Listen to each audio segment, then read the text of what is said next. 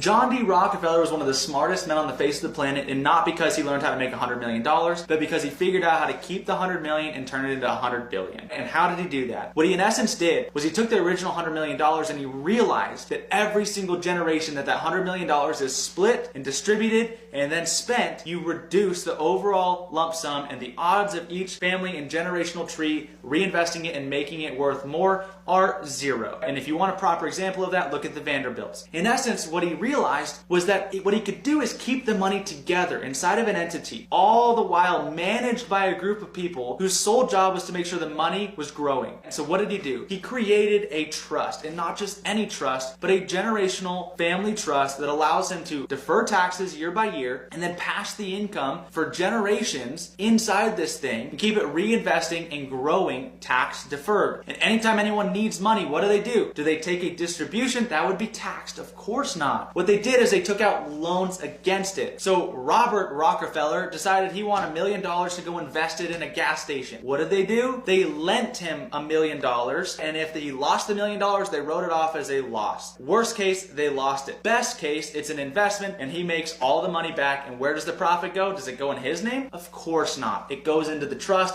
tax deferred, etc., etc. This is how John D. Rockefeller figured out how to keep $100 million and turn it into $100 billion. And it's not rocket science. All you got to do is set up the right kind of trust, and I can show you guys how to do this. All you got to do is comment trust down below and I'll walk you guys through it.